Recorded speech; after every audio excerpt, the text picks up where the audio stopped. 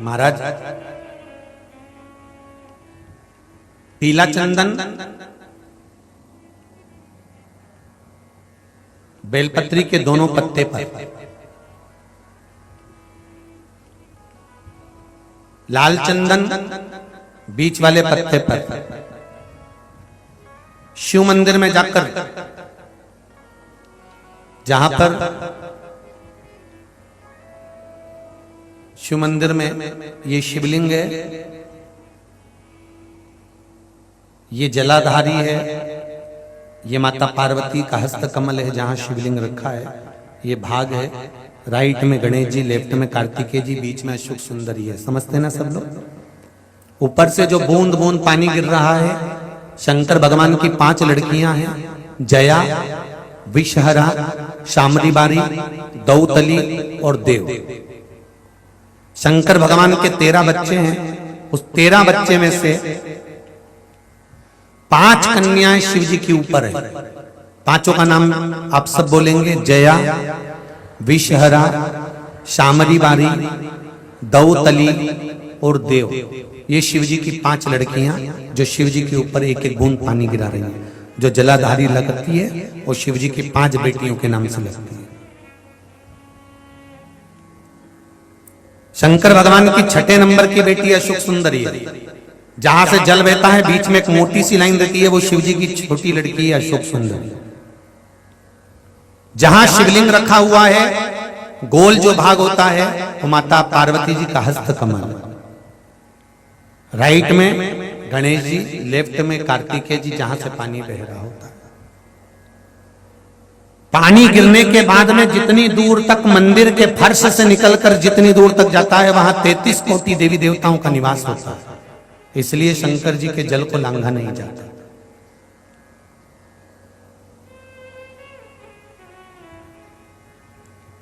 नंदी से लेकर शंकर भगवान के शिवलिंग तक सोमसूत्र बनता है।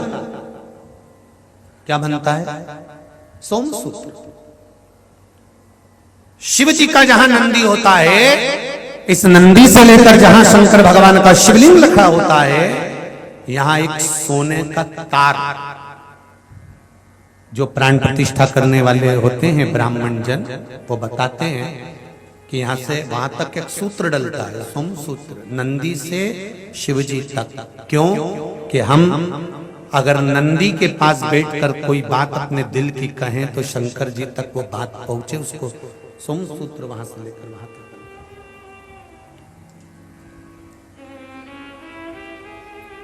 अब तो प्रतिष्ठा के समय पर सोने की वो तार डालते कि नहीं डालते वो पता नहीं, पर शिव मंदिर का नियम है, छोटा सा भी अगर शिव मंदिर बना रहे हो, बड़ा भी बना रहे हो, तो नंदी से लेकर शिवलिंग तक एक सूत्र डलना चाहिए, सोने का तार, वो भूमि के अंदर ही होना चाहिए।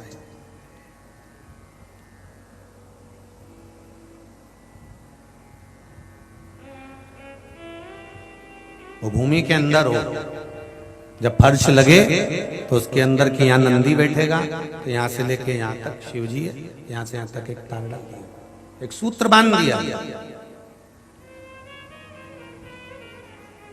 वो सूत्र क्या काम करता है? सोम सूत्र की प्रामाणिकता क्या है? क्या कार्य करेगा वो? तो वो एक कार्य करता है।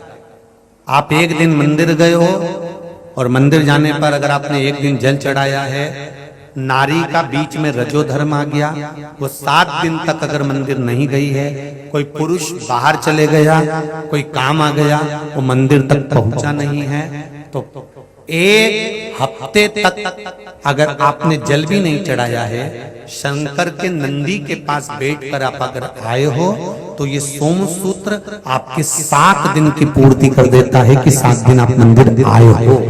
भले आप रजो धर्म के समय पर मंदिर नहीं गए, भले किसी कारण से बाहर चले गए, पर शिवजी पर अगर आप जल चढ़ाकर नंदी के पास 2 मिनट बैठे हो, नंदी के ऊपर हाथ फेरा है या नंदी के कानों में कुछ कहकर आए हो, नंदी का स्पर्श कर आए हो, तो सोम सूत्र का वो तार नंदी के भाव से शंकर से कहता है कि वो नित्य प्रति स्मरण किया। नित्य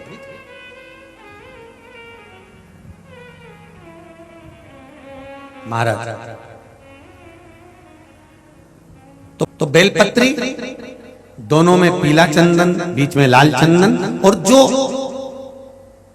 अशोक सुंदरी वाली जगह है, उस अशोक वाली सुंदरी वाली जगह पर डंडी का भाग जहां से पानी बहता है वहां लाल चंदन का भाग नीचे की ओर शिवलिंग से टच करता हुआ लाल चंदन का भाग, और दोनों चंदन, पीले चंदन के भाग बेलपत्री के उस अशोक सुंदरी वाली जगह पर रखकर मन कामना से शरीर में अगर कोई रोग हो गया जिससे चमड़ी सफेद पड़ रही हो, या काया कोई जगह जगह पर खाज हो गया, या कोई सोराइसिस जैसी बीमारी हो गई है, तो शिव जी पर उस जल को समर्पित कर कर उस बेलपत्री का जो पानी है वो लेकर आए, शरीर में उस स्थान पर लगाना प्रारंभ करें। धीरे धीरे लगभग 15 से 20 दिन तक अगर क्रम करा और श्री शिवाय नमस्तुभ्यं का जाप किया, ये निश्चित है काया अपने रूप में आना प्रारंभ हो जाती है, निश्चित।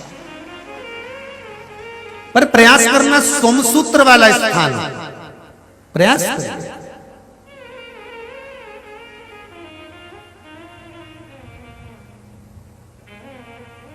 उच्चारण एक ही करना है आपको उस समय पर जल चढ़ाते समय, षडाक्षर मंत्र का उच्चारण। षडाक्षर मंत्र को सब बोलेंगे साथ में, चालू हो जाइए। ओम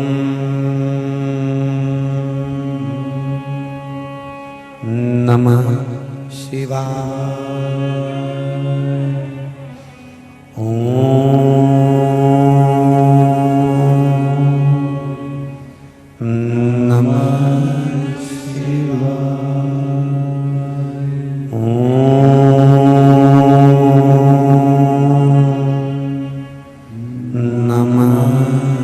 शिवाय, ओम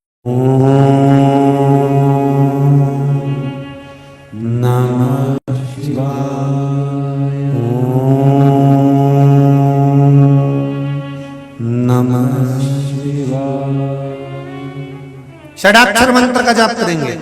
जल चढ़ाते समय सेमरी हरचंद की कथा में कहा था, रायसेन की कथा में वर्णन किया था, और हाले कोसा में जो साहू परिवार ने कथा कराई थी उसमें वर्णन किया था कि सूर्य नारायण भगवान को हम जब जल देते हैं, जल की धार एकदम पतली चलना चाहिए, एकदम पानी उंडेल कर नहीं आना, थोड़ा धीरे धीरे स्लो।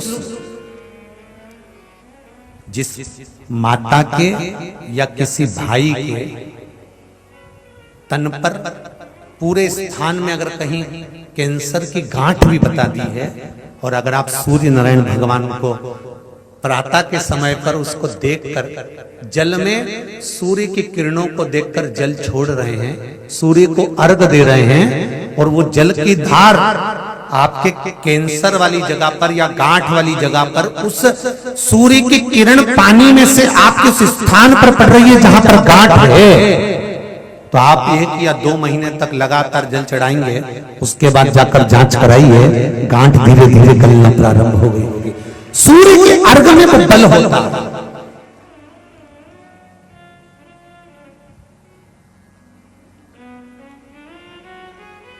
एक लोटा जल आप चाहे शंकर को चढ़ा रहे हो चाहे सूर्य को अर्घ दे, जल जल है, जल की बड़ी महत्वता है।